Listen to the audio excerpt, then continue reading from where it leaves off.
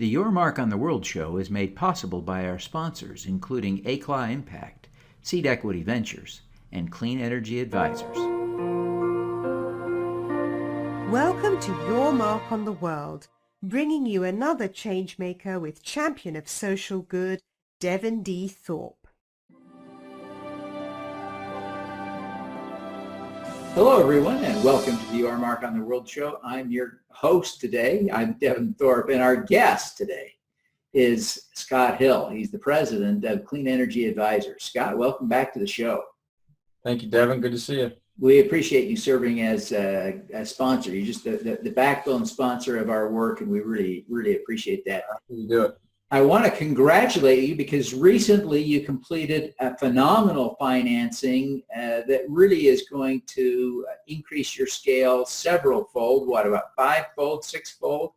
But tell us about that deal you just completed. Yeah, so quite a turn of events for us. Very fortunate. At the end of 2016, as we were very public about, we had roughly $140 million of capital deployed into 27 projects. We had deployed and had in service clean energy, solar energy projects of 81 megawatts. So very proud of what we had done up till this point. But in late February, we had an introduction to a couple of families and prospects that we really quickly went through the process with, and by the end of February, they were ready to commit essentially the balance of the pipeline that we have available to us in North Carolina, which, is close to $800 million. So it's hard to describe the feeling you have when, you feel like you're doing a good job. 140 million, I would say, would be, for us, we're very pleased with that, and just kind of plodding along, telling that story, and then all of a sudden to go from 140 to this number, just a real blessing. We're just very fortunate. Oh, that is so exciting. Well, congratulations on that. Can you tell us who the families were? Yeah, we can't divulge names, but two multinational families through a connection that we had as an existing investor in our CEA fund. So it was a warm introduction, which was great. The existing investor obviously believed in what we were doing, is willing to share that information with a couple people who really, stepped up. So that's kind of where we are. That's great. What can you tell us about the deal terms? It sounds like the deal was around $650 million, give or take? Yeah, half of that essentially will be an equity investment where they will fund the equity portion of a bunch of these projects. We don't do traditional project finance on these projects, so we will do that part of the block in equity, and then we've secured some funding from another group as a leverage partner, and that will make up the balance of sort of the pipeline of projects we have. I see. Yeah, that's great. What kind of terms can you get on debt with that much? Where you're putting roughly 50% equity into a project. You always line up, first class. I don't know how they're rated, but off-takers like Duke Energy that are really reliable. Investment grade off-takers. You must be getting great borrowing rates on those. Yeah, I mean, you can structure these deals a few different ways. If you're talking straight borrowing, you're probably looking at between 6 and 8%, but you can structure it in creative ways where you can sort of structure what looks like debt, but there's a coupon payment, and then there's some flexibility around how you deal with some of the attributes available in these projects. So we've gotten a little creative that way. I think. Chris, you know Chris very well. Chris has gotten pretty disruptive occasionally, well, in a couple ways regarding how solar is financed, and it's paid off. So we feel really good about present, our future, and now we've completely shifted gears, frankly, from telling the story and attracting capital to now it's all about capital deployment over the next 18 to 24 months. So you've done about 81 megawatts already. How much do you think you can do with the 650 that's left? Every year you get a little bit more megawatts with your money. So with $650 million or so, that should really help you ramp up the megawattage. Yeah, so at utility scale, what we're finding is for every megawatt in service, we're seeing about between $1.50 and $1.65, let's say, all in per watt. So that translates to about $1.6 million for every megawatt. So you could do that math off really any number of projects and any capital deployment and see what kind of impact you can make from a megawatt standpoint. You're talking about hundreds of megawatts now. We are. Hundreds of megawatts. So just a really incredible scale. That is going to have an impact on market pricing. It's going to have an impact. That's enough to decommission a good-sized coal-fired power plant. Now, obviously, the sun doesn't shine at night, and there are all these issues, but this is a big deal for your market. Have you talked to Duke Energy about this? Yeah, I mean, Duke Energy is,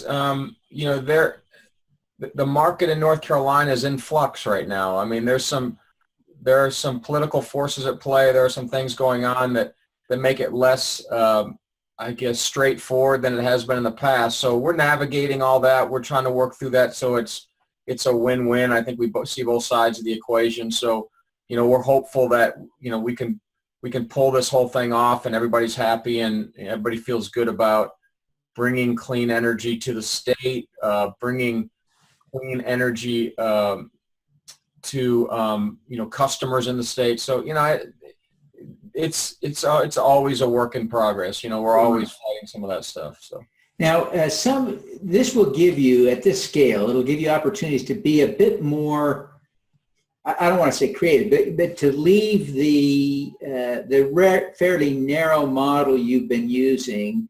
You're absolutely all right. of your energy's been sold to Duke in the past. But this, as you look at more options with this kind of capital, you're going to need to look at other off-takers, and maybe you'd look at commercial and industrial off-takers who might be using tremendous amounts of energy and sell them their own, solar to offset some of the energy they're using, especially during daytime production hours. Yeah, we're seeing some interesting opportunities that come forward as a result of sort of the flexibility around having deployed and getting ready to deploy this much capital. I mean, there will always be this sort of ebb and flow of states that are trending towards a better solar environment or clean energy environment, and those trending away. And so we'll obviously gravitate to those states and those markets where solar is being well received and the playing field is fair and all that. And we'll identify those places, and even if those places include places in Latin America or what have you, there are tremendous opportunities in the space. Well, certainly the carbon reduction that you achieve with solar benefits everybody in North Carolina, regardless of where the plant is. So that it benefits everybody in the world that sure plants are done just in one state. If in our industry, the frame of reference is if you put solar on the entire state of Massachusetts, you could supply the energy needs for the United States. So in terms of ground mass, you know what I mean? It almost doesn't matter where it is. If you could get the energy to the people who need it wherever they are, that's the kind of land mass you're going to need to sort of power our country on clean energy. So. But the closer you get it to where it's used, the better, because there are transmission losses and distribution losses, right? There are, and that's what makes solar so distributive. You can put it right next to wherever it's needed, and immediately you're powered and using energy that you might not have otherwise. Yeah, and it's virtually harmless to the residents of a neighborhood. It's harmless to the manufacturer. I mean, imagine putting solar panels on a big production facility, and Yeah, it's headed that direction, no doubt about it. Very exciting. Well, congratulations on that deal. One of the things you mentioned as we talked about this before our interview here is that this big win for you, creates an opportunity for you to set up a foundation to do some really cool things. What are you thinking that you'll do with the foundation? So one of the things we got involved with last summer was there was a group, a group of nonprofits, mainly two organizations that we worked with. One was called Headcount, which is a voter advocacy group, and then the other was Reverb, which is a greening of musical concerts and tours. And we hooked up with them and agreed to underwrite a bunch of their efforts to follow around the Devin company last summer and their music tour and concert tour to help get the word out for what they were doing and what we were doing and all that. And we went to probably 25 cities last summer telling our story and Headcount story and Reverb story. That was a really good thing. We got introduced to a couple investors, which was, obviously a good thing for us. And we helped some people tell their story. We're doing it again this summer, and we're beefing it up a bit. We learned some lessons from last summer, but we love doing it. It feels like the people who go to music concerts tend to have a appreciation for, just philanthropy and charitable acts and things like that. It felt natural there. So we call it the CEA Solar Tour, and this will be our second summer. We've done it enough now and feel like we've vetted it enough now that because of what's happened recently with CEA and our commitments around our pipeline and project pipeline, we think it might be a great opportunity, great time to launch a foundation and build on what we've done on the for-profit side, and then allow people to participate on the not-for-profit side, gather funds, and then use virtually all the money that comes in. We're paid over at CEA. We can just really donate our time, and the lion's share of the charitable contributions that come into our nonprofit and foundation can go directly out to really cool things, help underwrite the tour in a way that will grow it even next year, and we can tell more people, about solar and clean energy and climate change. So, those are the things we think are going to be really valuable and helpful as we build the foundation. Yeah, that is exciting. Do you think you may be able to do some projects leveraging the foundation in the developing world as well? Yeah, no doubt. We're already having conversations in Latin America and other places about, what could we do if we put solar on top of a school, and how might that positively affect the needs of people in that area. We're thinking through about, we haven't done anything formal yet, but we have connections into, what would it look like if we hooked up with like a Habitat for Humanity and put a solar array on one of those houses or more than one of those houses. I mean, those are the types of things that seem like natural fits. Sure. That we would be able to do to leverage what we know and bring, real efficiency of charitable dollars to a project. I mean, we know exactly, obviously, how a small project works. We know exactly what it takes. So if we could just turn around and apply that knowledge to the not-for-profit setting and doing a project, we can really bring what is trending to be, if not the most affordable form of energy, at least it's closing in on grid parity with all types of energy, those types of projects to people who really need it. And now you're really creating some leverage. That is terrific. That is terrific, and it's exciting to think about. Well, Scott, it's been great to have you, and great to get this update. Before you go, I want you to just take a minute and recap for us who you'd most like to hear from at this point. People are going to watch this. Who do you most want to hear from, and how should they reach out to you? Yeah, so, we are just starting the foundation process because there's a group, there's a company based here in Nashville called the Foundation Group. Their entire business revolves around helping people who want to start a nonprofit stay compliant, do all the work about how to form their foundation. We're just starting that process. So I obviously can't formally solicit donations. What I can say is we're in the process of starting that. So at some point, we will be able to talk to people about what they can do, because here's the reality. when we went to all the conferences we went to in our traditional fundraising mode around CEA and the investment side of what we did, we found a fair number of families and people, very wealthy individuals who said, you know what, I don't like to confuse my investing with what people are calling impact investing. I like to keep them completely separate. I like to say that my philanthropic efforts are just that. They're charitable acts.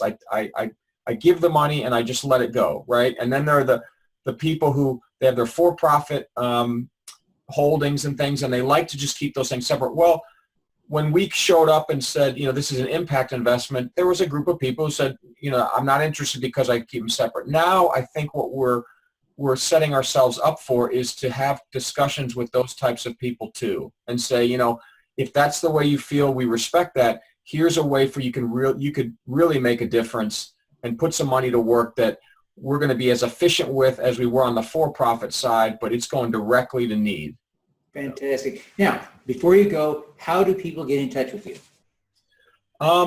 You know, I would say the best way is still just, you know, reach out to me directly at Clean Energy Advisors. It's shill@cleanenergyadvisors.net. That's a good way to get me by email. We can go from there. Fantastic. Well, Scott, thank you very much for taking time to be with us today. And again, we appreciate your sponsorship, your support of the Your Mark on the World Center, and we wish you every success in your. It seems odd wishing you success at this point because you've had so much, but we wish you continued success, Scott. We appreciate it. Thank you too. We appreciate it. Thank you. All righty. Now let's do some good. At the intersection of financial services and social media, Gate Global Impact, GGI, uses new market infrastructure to facilitate investments in organizations that deliver a societal, environmental, and/or a cause-related benefit in addition to a financial return. Seed Equity Ventures is a registered broker-dealer with the U.S. Securities and Exchange Commission and a member of both FINRA and SIPC, providing investment banking services to startups globally. Seed Equity's mission is to find the best and brightest entrepreneurs and connect them with global investors. Clean Energy Advisors creates investment opportunities in the renewable energy sector that provide clients with predictable income, preservation of capital, and positive impact. Clean Energy Advisors is committed to providing clients with investment opportunities with both market rates of return and measurable impact.